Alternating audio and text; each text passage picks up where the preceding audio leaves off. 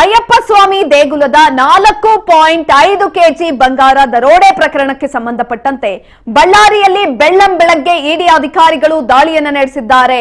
Roddam jewellers ಮೇಲೆ ಇಡಿ ಅಧಿಕಾರಿಗಳು ದಾಳಿಯನ್ನ ನಡೆಸಿರುವಂತದ್ದು. ಅಯ್ಯಪ್ಪ ಸ್ವಾಮಿ ದೇಗುಲದ 4.5 ಕೆಜಿ ಬಂಗಾರ ದರೋಡೆ ಪ್ರಕರಣ ಇದು. ಇದೀಗ ಪ್ರಕರಣಕ್ಕೆ ಸಂಬಂಧಪಟ್ಟಂತೆ ಬಳ್ಳಾರಿಯಲ್ಲಿ ಬೆಳ್ಳಂಬೆಳಗ್ಗೆ ಇಡಿ ಅಧಿಕಾರಿಗಳು ದಾಳಿಯನ್ನ ನಡೆಸಿದ್ದಾರೆ. ರೊದ್ದಂ ಜ್ಯುವೆಲರ್ಸ್ ಮೇಲೆ ಇಡಿ ಅಧಿಕಾರಿಗಳು ದಾಳಿಯನ್ನ ನಡೆಸಿರುವಂತದ್ದು. ಗೋವರ್ಧನ್ಗೆ ಸೇರಿದ ರೊದ್ದಂ ಜ್ಯುವೆಲರಿ ಶಾಪ್, ಇದೀಗ ಶಾಪ್ ಮೇಲೆ ಇಡಿ ಅಧಿಕಾರಿಗಳು ದಾಳಿಯನ್ನ ನಡೆಸಿದ್ದಾರೆ. ಅಯ್ಯಪ್ಪ ಸ್ವಾಮಿ ದೇಗುಲದ 4.5 ಕೆಜಿ ಬಂಗಾರ ದರೋಡೆ ಕೇಸ್ ಇದು. ಪ್ರಕರಣದಲ್ಲಿ ಬಂಧಿತರಾಗಿರುವ ಗೋವರ್ಧನ್, ಇದೀಗ ಗೋವರ್ಧನ್ ರೊದ್ದಂ ಜ್ಯುವೆಲರಿ ಶಾಪ್ ಮೇಲೆ ಇಡಿ ಅಧಿಕಾರಿಗಳು ದಾಳಿಯನ್ನ ನಡೆಸಿದ್ದಾರೆ. ಕೋಟೆ ಪ್ರದೇಶದಲ್ಲಿರುವ ಗೋವರ್ಧನ್ ಮನೆಯಲ್ಲೂ ಕೂಡ ಶೋಧ ಕಾರ್ಯವನ್ನ ಮಾಡಲಾಗಿದೆ. ಅಯ್ಯಪ್ಪ ಸ್ವಾಮಿ ದೇಗುಲದ 4.5 ಕೆಜಿ ಬಂಗಾರ ದರೋಡೆ ಪ್ರಕರಣಕ್ಕೆ ಸಂಬಂಧಪಟ್ಟಂತೆ ಬೆಳ್ಳಂಬೆಳಗ್ಗೆ ಬಳ್ಳಾರಿಯಲ್ಲಿ ಇಡಿ ಅಧಿಕಾರಿಗಳು ದಾಳಿಯನ್ನ ನಡೆಸಿ ಶಾಕ್ ಅನ್ನ ಕೊಟ್ಟಿರುವಂತದ್ದು. ರೊದ್ದಂ ಜ್ಯುವೆಲರ್ಸ್ ಮೇಲೆ ಇಡಿ ಅಧಿಕಾರಿಗಳು ದಾಳಿಯನ್ನ ನಡೆಸಿದ್ದಾರೆ. ಗೋವರ್ಧನ್ಗೆ ಸೇರಿದ ರೊದ್ದಂ ಜ್ಯುವೆಲರಿ ಶಾಪ್ ಇದು.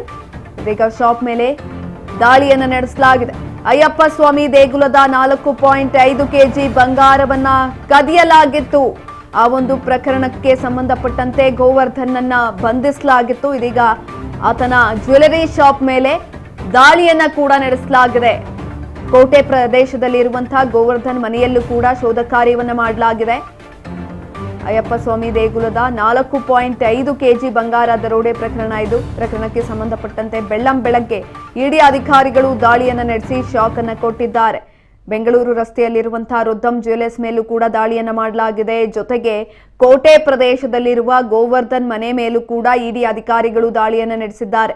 ಒಟ್ಟು 2 ಕಡೆ ಇಡಿ ಅಧಿಕಾರಿಗಳು ಏಕಕಾಲದಲ್ಲಿ ದಾಳಿಯನ್ನ ನಡೆಸಿರುವಂತದ್ದು.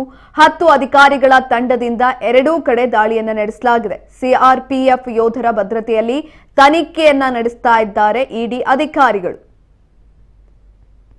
ಅಯ್ಯಪ್ಪ ಸ್ವಾಮಿ ದೇಗುಲದ 4.5 ಕೆಜಿ ಬಂಗಾರ ದರೋಡೆ ಪ್ರಕರಣಕ್ಕೆ ಸಂಬಂಧಪಟ್ಟಂತೆ ಇದೀಗ ಗೋವರ್ಧನ್ಗೆ ಸೇರಿದಂತಹ ರೊದ್ದಂ ಜ್ಯುವೆಲರಿ ಶಾಪ್ ಮೇಲೆ ಇಡಿ ಅಧಿಕಾರಿಗಳು ದಾಳಿಯನ್ನ ನಡೆಸಿರುವಂತದ್ದು.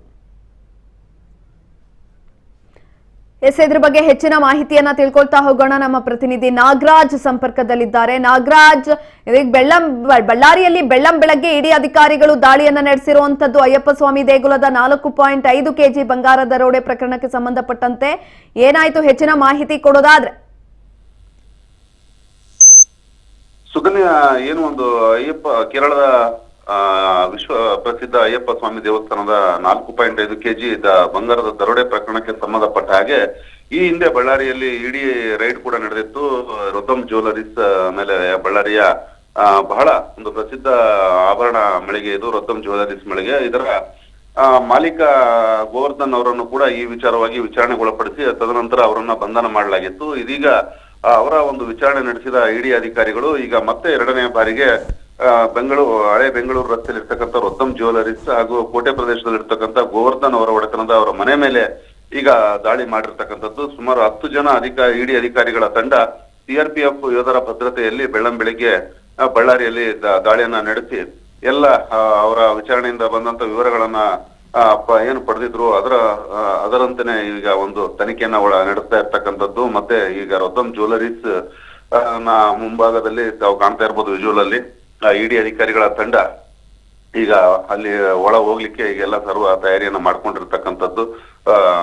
ಕೋಟೆ ಪ್ರದೇಶದ ಮನೆ ಸೇರಿದಂತೆ ಬಳ್ಳಾರಿಯ ಬೆಂಗಳೂರು ರಸ್ತೆಯಲ್ಲಿ ಇರ್ತಕ್ಕಂಥ ಅವರ ಜ್ಯುವೆಲರಿ ಶಾಪ್ ನಲ್ಲಿ ಈಗ ಕುಲಂಕುಷವಾದಂತ ಒಂದು ತನಿಖೆಯನ್ನ ನಡೆಸಿ ಪರಿಶೀಲನೆ ಮಾಡ್ತಾರೆ. ಯಾಕಂತಂದ್ರೆ ಇದು ಬಹಳ ಒಂದು ಭಾರತಾದ್ಯಂತ ಒಂದು ಸಂಚಲನವನ್ನ ಸೃಷ್ಟಿ ಮಾಡಿತ್ತು. ಯಾಕಂತಂದ್ರೆ ಅಯ್ಯಪ್ಪ ಸ್ವಾಮಿಯ ಕೋಟ್ಯಾನುಕೋಟಿ ಭಕ್ತರುಗಳಿದ್ದಾರೆ. ಇಂತಹ ಭಕ್ತರುಗಳು ಸಮರ್ಥಿಸಿದಂತ ಒಂದು ಬಂಗಾರದ ಏನು ಆಭರಣ ತಯಾರಕರಿದ್ರು. ಇದನ್ನ ಆಭರಣ ತಯಾರು ಮಾಡಿಕೊಡ್ತಕ್ಕಂಥ ಸಂದರ್ಭದಲ್ಲೇನೆ ಈ 4.5 ಕೆಜಿ ಬಂಗಾರವನ್ನ ಅವರು ಒಂದು ಥೆಫ್ಟ್ ಮಾಡಿರ್ತಕ್ಕಂಥದ್ದು.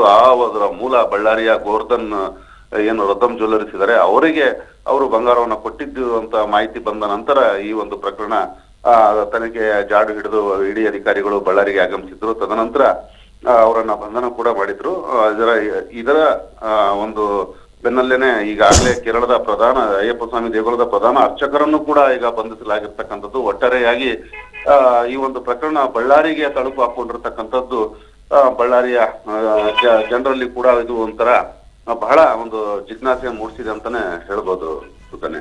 ಎಸ್ ನಾಗರಾಜ್, ಈಗಾಗಲೇ ಬೆಳ್ಳಂಬೆಳಗ್ಗೆ ಇಡಿ ಅಧಿಕಾರಿಗಳು ದಾಳಿಯನ್ನ ನಡೆಸಿರುವಂತದ್ದು ಯಾವೆಲ್ಲ ಮಾಹಿತಿಗಳು ಸಿಕ್ಕಿದೆ, ಏನಾದ್ರೂ ಪತ್ತೆ ಆಗಿದ್ಯಾ?